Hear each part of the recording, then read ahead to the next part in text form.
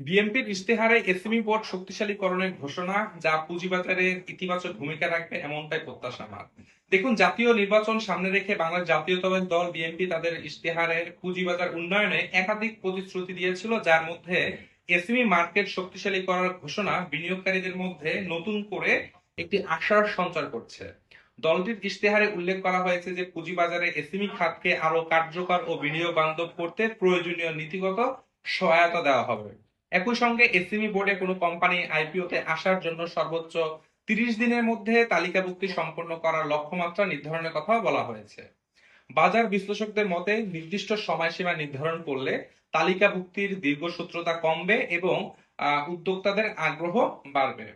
বর্তমানে দেশের প্রধান শেয়ার বাজারে অর্থাৎ ঢাকা স্টক এক্সচেঞ্জে এসএমই বোর্ডে বেশ কিছু কোম্পানি লেনদেন হচ্ছে, তবে তারল্য সংকট, সীমিত বিনিয়োগকারী অংশগ্রহণ এবং নীতিগত জটিলতার কারণে এই বোর্ড প্রত্যাশিত গতি এতদিন তারা পায়নি। এখন হাইকোর্ট একটা রিট মামলা প্রেক্ষিতে বিনিয়োগ সীমা অর্থাৎ কিউআই ৩০ লাখ থেকে দ্রুত ১০ লাখ টাকা করা হবে এমনটাই আমরা প্রত্যাশা করছি, এবং এটা খুব দ্রুত সময়ের মধ্যে হবে।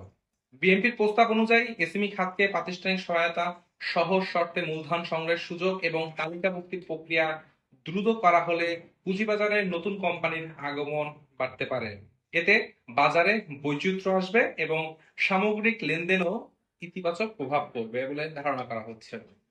পুঁজিবাজার সংশ্লিষ্টরা বলছেন যে প্রতিশ্রুতিগুলো বাস্তবায়িত হলে এসএমই বোর্ড বিনিয়োগকারীদের জন্য নতুন নতুন করে একটি শক্তিশালী সম্ভাবনার দ্বার খুলতে পারে।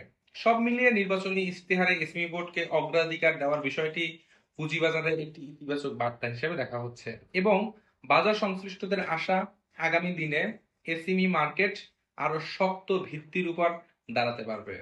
আমাদের সকলের বিনিয়োগ ভালো থাকুক। আল্লাহ হাফেজ।